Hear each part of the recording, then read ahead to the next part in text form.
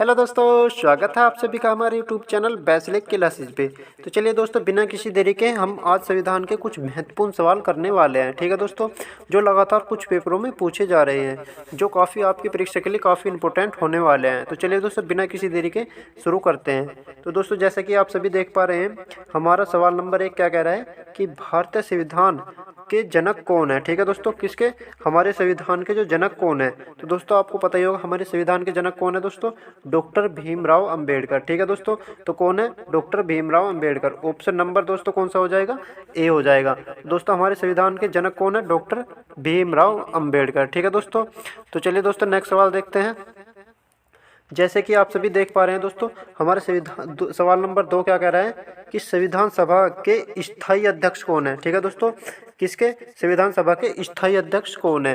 ठीक है दोस्तों, तो आपको पता ही होगा हमारा जो संविधान सभा है इसके स्थायी अध्यक्ष कौन है दोस्तों, डॉक्टर राजेंद्र प्रसाद। ठीक है दोस्तों, कौन है, डॉक्टर राजेंद्र प्रसाद संविधान सभा के स्थायी अध्यक्ष हैं। ठीक है दोस्तों, और आपको ध्यान रखना है कैसे पूछ रहा है, स्थायी अध्यक्ष।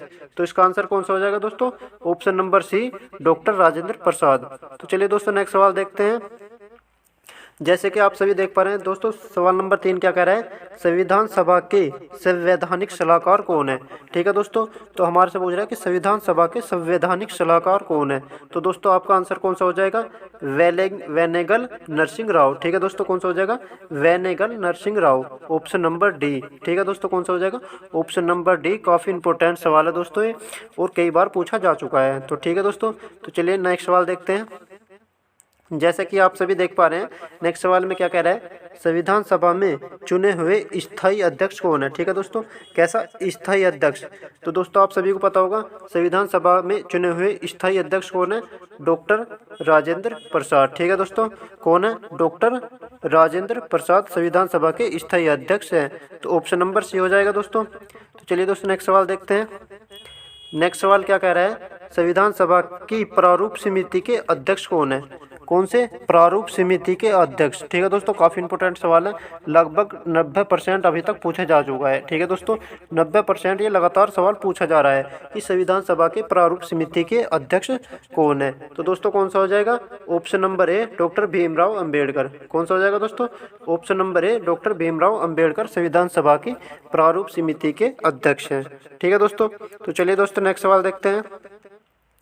जैसा कि आप सभी देख पा रहे हैं, संविधान सभा की प्रारूप समिति के समक्ष प्रस्तावना का प्रस्ताव रखने किसने रखा था। ठीक है दोस्तों, किसका, प्रस्तावना का प्रस्ताव किसने रखा था, किसके सामने, संविधान की प्रारूप समिति के। ठीक है दोस्तों, तो काफ़ी इंपॉर्टेंट सवाल है दोस्तों ये भी, और इसका आंसर कौन सा हो जाएगा दोस्तों, option number A, Jawaharlal Nehru. ठीक है दोस्तों, कौन सा हो जाएगा, option number A, Jawaharlal Nehru.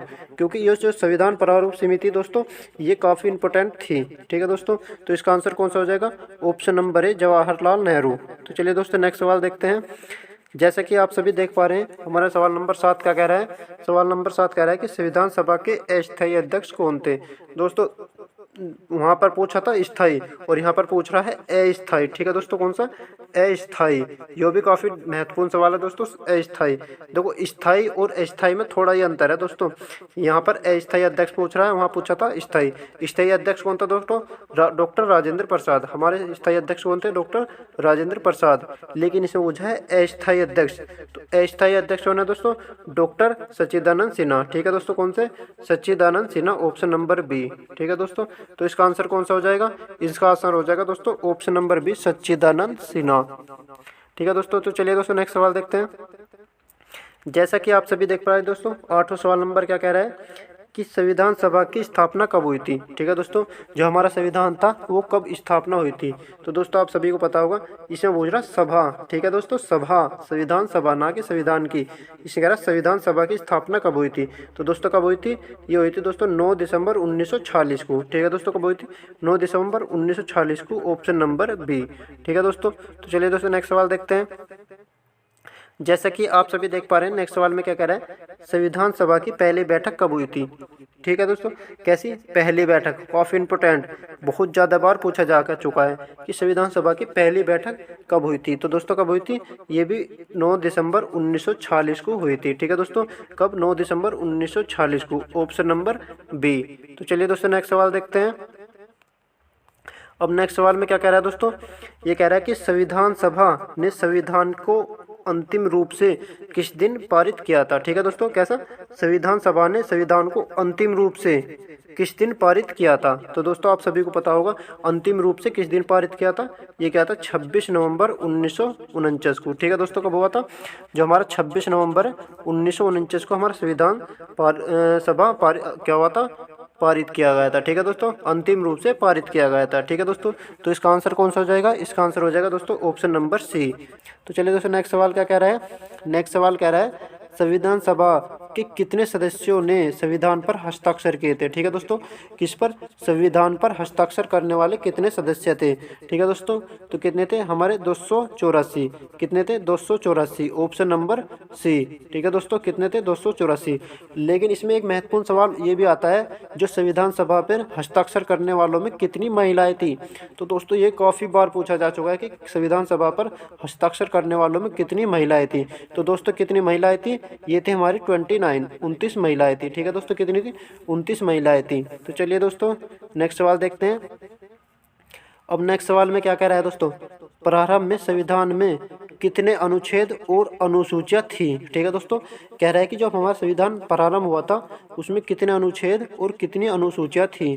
तो दोस्तों आप सभी को पता होगा हमारे प्रारंभ में कितने अनुच्छेद थे, 395 अनुच्छेद और 8 अनुसूचियां। ठीक है दोस्तों, कितने थे, 395 अनुच्छेद और 8 अनुसूचियां।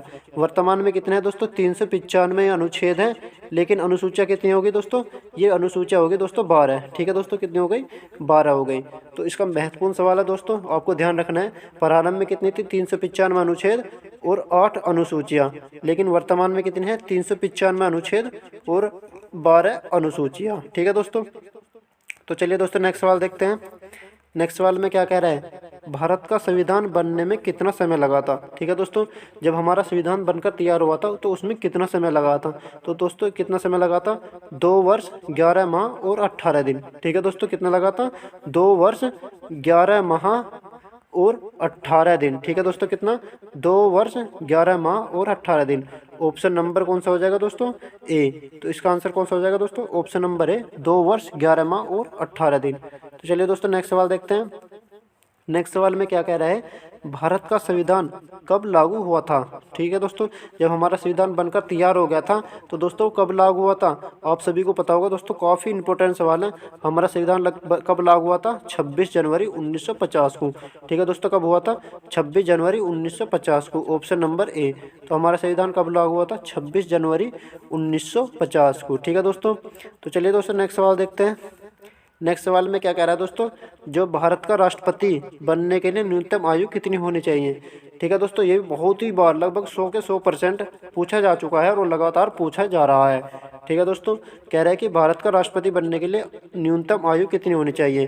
कभी कभी पूछ लेता है कि भारत का राष्ट्रपति का चुनाव करने के लिए उम्मीदवार की आयु कितनी होनी चाहिए। तो दोस्तों दोनों बात एक ही है, ये कह रहा है कि राष्ट्रपति बनने के लिए न्यूनतम आयु कितनी होनी चाहिए। तो दोस्तों कितनी होनी चाहिए, 35 वर्ष होनी चाहिए। ठीक है दोस्तों, कितनी होनी चाहिए, 35 वर्ष, ऑप्शन नंबर सी। ये भी काफ़ी महत्वपूर्ण सवाल था। ठीक है दोस्तों, तो आज के ये 15 सवाल दोस्तों आपको कैसे लगे हमें कमेंट में बताइए दोस्तों, और 15 सवालों में से आपको कितने नंबर आए हैं। ठीक है दोस्तों, ये भी हमें कमेंट बॉक्स में ज़रूर बताइए। ठीक है दोस्तों, तो आज की क्लास हम यहीं पर समाप्त करते हैं दोस्तों, मिलते हैं आपसे अगली नेक्स्ट वीडियो में, तब तक के लिए धन्यवाद।